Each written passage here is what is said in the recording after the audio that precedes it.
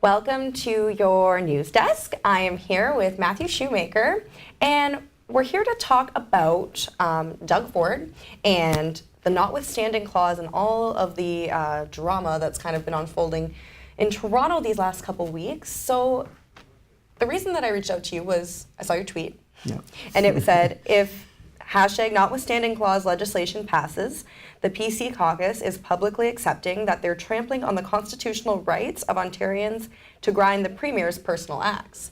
And I thought it was interesting, so I wanted to bring you in to talk about it. Yeah, absolutely. Happy to be here. So Ford wants to cut Toronto City Council from 47 wards to 25. Some politicians are supporting it. He's been backed by a few old premiers, but some are openly reprimanding it. Now, you're kind of falling in the category of openly reprimanding it. Can you tell me a little bit about, through your background as a counselor and also as a lawyer, why your stance is where it is? Yeah, I mean, I take no issue with the province having the ability to reduce the size of council, generally speaking. But they passed a bill that was challenged in court, and the court said the way that they've gone about this is unconstitutional. It's in the middle of an election cycle. It breaches the constitutional rights of Torontonians, specifically in this case.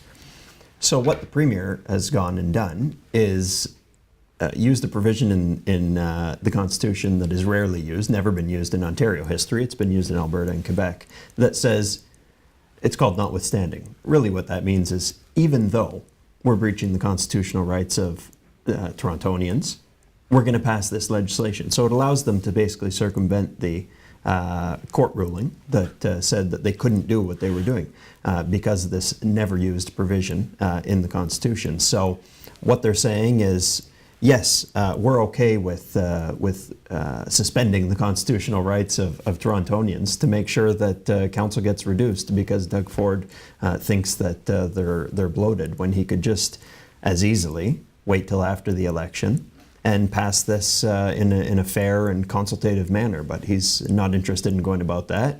And his entire caucus, which is going to support this, of course, is just happy to go along and say that they are okay with trampling on the constitutional rights of Torontonians. Now, you said the Notwithstanding clause it's never been used in Ontario, but it has been used in Alberta.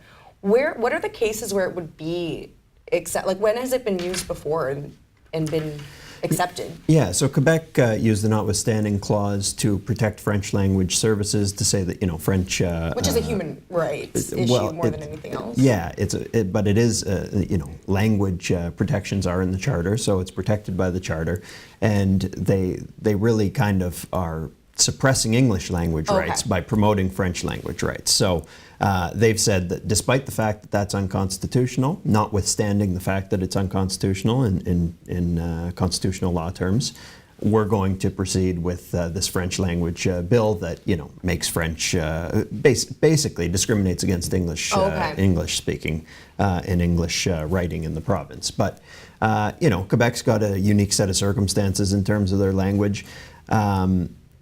It's not a case in Quebec where they can simply say, well, we'll do this after, it's not the process that they're so much quarreling with in Quebec. It's the outcome that they're quarreling with. In Ontario, it's the process that the Premier is quarreling with. He says, I don't care that this is not constitutional.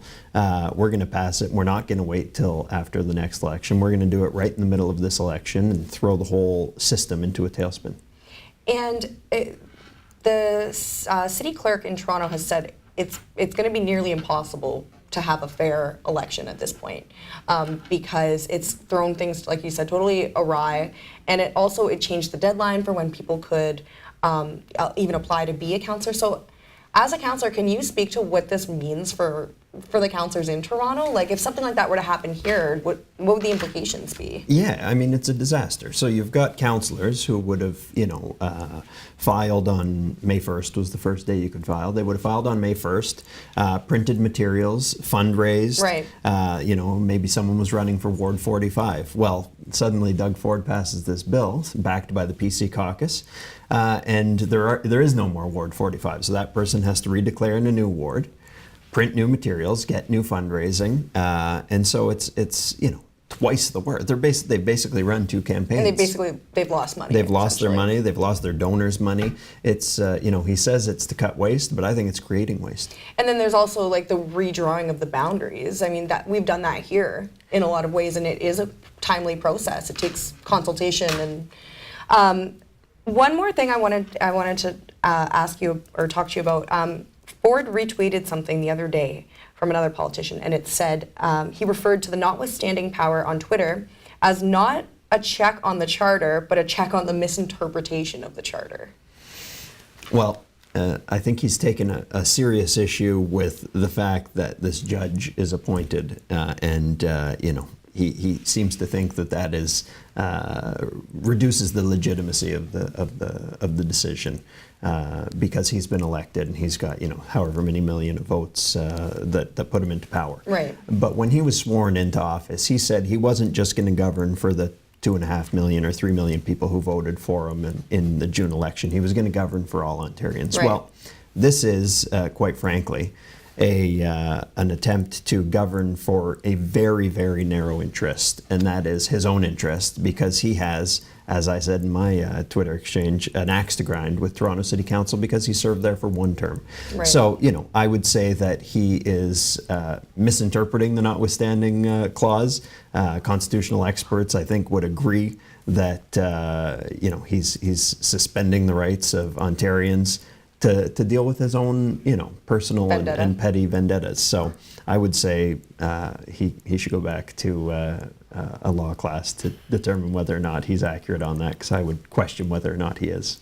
Well, thank you so much, Matt, for sharing with us your interpretation on the notwithstanding clause and what its implications are for councillors. Now, viewers, if you have any comments on your thoughts on the notwithstanding clause, feel free to reach out to newsroom@siouxonline.com. We'd love to talk more about this hot topic and what the implications are for Ontario, not just Torontonians, but Ontarians as a whole. Stay tuned for more news after this.